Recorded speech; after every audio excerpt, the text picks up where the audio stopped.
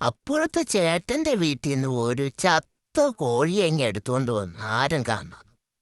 വല്ല ആവശ്യം ഉണ്ടായിരുന്നാ പിരുത്ത് പിരുത്ത് പിരുത്ത് വട്ടം ചുറ്റി എടുത്തപ്പോഴത്തേക്കാ നല്ല സൂപ്പർ ചിക്കൻ. ആരും കാണാതെ ഒരു ചിക്കൻ അങ്ങോട്ട് കഴുകി വെളുപ്പിച്ച് സുന്ദരിയാക്കി. കുറച്ച് മുളക് പൊടിയും കുറച്ച് മഞ്ഞപ്പൊടിയും കുറച്ച് കുരുമുളക് പൊടിയും കുറച്ച് വിനാഗിരിയും കുറച്ച് ഉപ്പും ഇഞ്ചി പച്ചമുളക് വെളുത്തുള്ളി എല്ലാം കൂടെ അങ്ങോട്ട് കാച്ചിയിട്ടങ്ങോട്ട് കൊടുത്തു.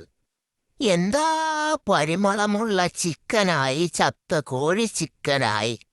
മണം മണം മണം മണം തന്നെ. അയൽ വീട്ടുകാരെ ചോദിക്കൂലേ ഈ ചിക്കൻ എവിടെ നിന്ന് കിട്ടിയെന്ന്?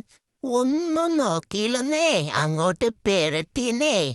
പെരട്ടി പെരട്ടി സൂപ്പറാക്കി വെച്ചപ്പോഴത്തേക്കാ മണം.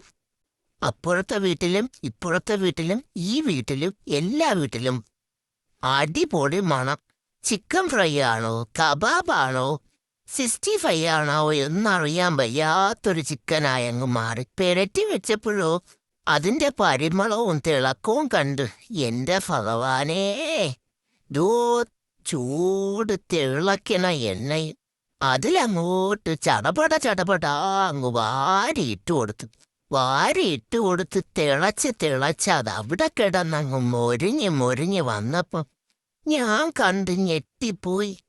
കരിഞ്ഞ ചിക്കനാണോ, 65 ആണോ, കബാബാണോ, അൽഫഹമാണോ എന്നറിയാൻ വയ്യാത്തൊരു ചിക്കൻ.